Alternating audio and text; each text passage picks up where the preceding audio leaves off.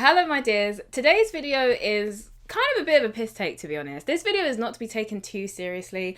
I just think the topic is funny. This is a conversation that I've had with my friends and people off camera, and I just think it's a really funny situation, and so I thought it'd be quite interesting to make a video about it, especially because this is a pattern that a lot of people had noticed already a long time ago, but it's now become something that's a lot more mainstream. And what pattern am I talking about, I hear you ask? Well, the pattern that people have noticed is that a lot of activists or public figures who kind of say, I guess you could say, anti-white sentiments often tend to date white people. And because of the fact that this has become such a common trend, it's now birthed the meme, activist in the streets, colonized in the sheets. And so I thought we could kind of just go through some public figures and celebrities who kind of fall into this category for the bants, you know, for the LOLs. So first up we have Trevor Noah. So Trevor Noah is someone who has made jokes about white people within his stand-up shows. He's also made certain comments about white people when he was hosting his late night show. I do have a lot of grace for Trevor Noah though, I will be honest, just simply because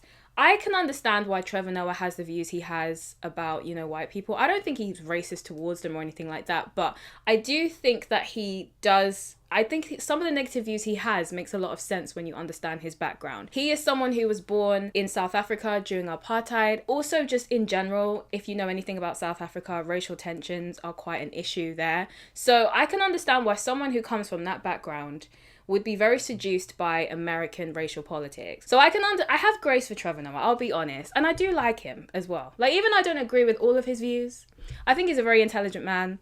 And I liked his book, Born a Crime. His mom sounds like an amazing woman. But that's besides the point. The point is, he said stuff about white people and he has yet... I've never seen him publicly date a black woman or darker skinned woman ever. So he's dated this woman. He's also dated this woman. And last I heard, he was in a relationship with Dua Lipa.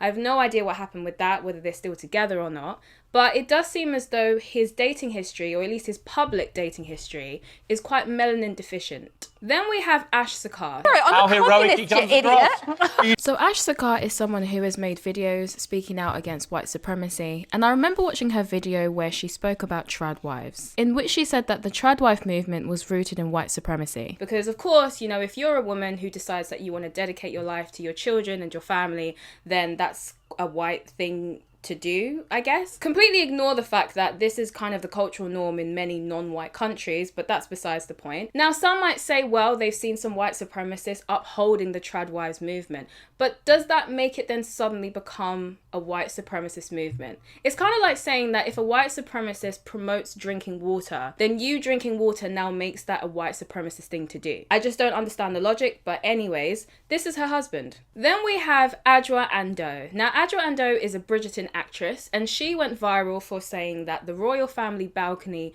was too white. We've gone from the rich diversity of the Abbey to a terribly white balcony. I'm very struck by that. Because God forbid the royal family of a country look like the indigenous people of that land. I mean, personally, when I saw the Prince and Princess of Japan showing up to the coronation, the first thing I thought was, they're terribly Japanese. It's unfathomable that the monarchy of a country kind of looks like the natives, but anyways, this is her husband, and he too does look terribly white. Then next up we have Kelechi. Now, I remember one of my friends sent me a video of Kelechi, and in the video she was talking about white supremacy and how we should abolish the police, which I personally agree with. We should absolutely abolish the police. Don't worry about crime. It will just sort itself out. Forget all the people who live in areas where crime rates are much higher, which is typically working class people. You know, kind of screw them. It's fine. If you live in your nice, comfy, gated neighborhood and you're well enough to live in a nice middle class area where crime rates are really low, where you can't feel the impact of abolishing the police, it will be fine. It will all work out perfectly fine. Although, to be fair to Kelechi, with the current state of the British police, I don't think it would make that much of a difference if that were to happen. I suppose one of the good things to come from it is that people could maybe post on social media with a little bit less anxiety. But anyway, back to Kelechi. So Kelechi, as I said, is quite a prominent black activist here in Britain. She's regularly talking about the dangers of white supremacy and white people, etc. Now, Kelechi actually received some backlash a while back because people accused her of trying to hide her partner because they noticed that her child was mixed race, and so people were like, And so some people started to speculate that perhaps the reason she was choosing to hide her partner was because of the fact that it would ruin her image as a pro-black activist who, you know, is all about black people and whatever. And I imagine all of this scrutiny is what prompted her to write this article for the BBC. I think it must have really bothered her that people thought that she didn't like BBC, so she decided to write the article to kind of clear up any misconceptions about her and her relationship. Then we have Don Lemon. So Don Lemon is an American news reporter, and before he was removed, I guess, from my understanding, he was fired. Before he was fired from his position, he was regularly saying on air a lot of anti-white things, and yet this is his husband. And then next up we have Jamila Jamil. So Jamila Jamil is also someone who talks about white supremacy and is also known to go on erratic rants about conservative Asians, because in her opinion, you cannot be Asian and conservative, because if you are, that means you're a coconut or you're self-hating and blah, blah, blah. All of the typical accusations that are thrown to you if you are a non-white person who dares to have an opinion that's different to people like Jamila Jamil. Because as we all know, in order for you to love yourself, you must agree with them. And if you don't agree with them, then obviously you hate yourself. That's just like how it works. Now, this pattern is not limited to the people who I've mentioned. There are many other people who fall into this list, from Kamala Harris to AOC and so on and so on and so on. And to be honest with you, I find this trend to be quite funny. It's kind of like when you see those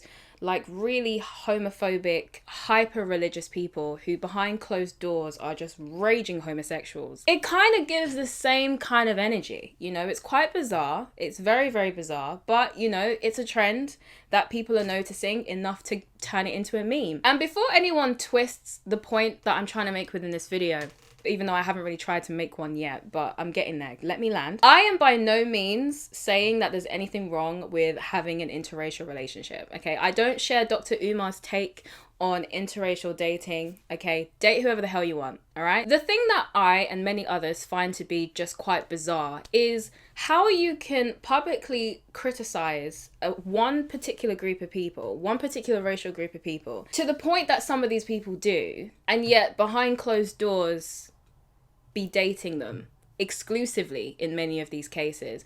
I just think it's kind of bizarre, because you would think that if you are in a relationship with someone within that group that you're regularly criticizing, would that not then show you can't generalize that whole entire group? And any generalization you make is likely going to be quite ignorant and also incorrect, unless you believe you just managed to find the only one good one. Like, I just find that to be quite strange. I just find it to be quite strange how some people can be so publicly critical of a particular race of people, and then behind closed doors, that's your dating preference. And also to the partners of these people, do you not find it strange that your partner is regularly just crapping on your race in public all the time? Is that not strange? I've seen some say that maybe some of these people have like some kind of degradation kink or something, or maybe they agree with everything that their partner says, because there is a lot of white guilt floating around these days. So it's not too far-fetched to believe that they actually agree with everything their partner is saying, and so therefore they think that them saying it is justified. And they probably don't consider themselves amongst those people that they're talking about, to be honest. But the reason why I'm making this video, to be honest with you, aside from just having a laugh and just kind of taking the mick a bit, the irony is not lost on me that if you are someone who is black, Asian, whatever, and you have certain views that are outside of this like leftist, like far left kind of viewpoint of like viewing everything through the lens of oppression and racism and all that kind of stuff. If you don't have the view that you're a victim or that you're oppressed, and you're not constantly preaching that, you know, white people are bad or whatever, then people always make these assumptions about you. People will assume that you only date white people, you only have white friends, you must only eat white rice and only drink milk. It's always been an observation of mine that if you are someone who says things that deviate from what they would deem as acceptable to be coming out of your mouth as a black person or an Asian person or whatever, they'll always assume that you must not hang around your own like racial group of people. And yet they are from my personal experience, I tend to find that the people who are the most likely to hold these views are also the most likely to date white people. And there's nothing wrong with that, but I just think it's funny how people make assumptions that are often very incorrect. I think this idiotic assumption comes from the fact that as I said, if you have a view that these people think is unacceptable because of your skin tone, then they assume that because you have these views, you must not like yourself, you know, you must be self-hating and all that fun stuff. And because you're self-hating, you must not want to date or hang around people like yourself. And as I said, I've often found that it's the complete opposite in reality a lot of the time. And I think the reason why you're more likely to find people who do have these views dating white people is because, to be honest, they probably have the most in common. From my personal experience, the most woke people I've met in real life usually tend to be middle-class white people. Working-class white people aren't even all that woke, to be honest. And so to me, it makes sense that a lot of these, you know, characters would find it a lot more attractive to be with middle-class white people, because that's really who they have the most in common with. They probably share similar views, they probably share similar politics, because that's just, from my experience, that's who tends to also co-sign these kind of takes. And so it just makes sense that they'd kind of find each other. And again, there's nothing wrong with that. If they're happy with each other, then that's brilliant. But I think if anything, this just goes to prove that you can't assume someone's background or their personal life details just because of the kind of social views or the political views that they hold. Because quite clearly, people can go online or go on television and say all these crazy things about white people, yet be loving them behind closed doors and having relationships with them behind closed doors. And in the same way that that's a reality, it's also very, very possible for you to be a black person or an Asian person or like whatever, like any non-white group of people. It's possible for you to have a set of social views or political views or whatever views, and that has no prediction as to who you date. This idea that, oh, because you're black and you have these views, you must only date white people, you must only have white, it's stupid and idiotic, because quite clearly it's not true, is it? No, it does not mean you hate yourself just because you don't make hating white people your entire personality.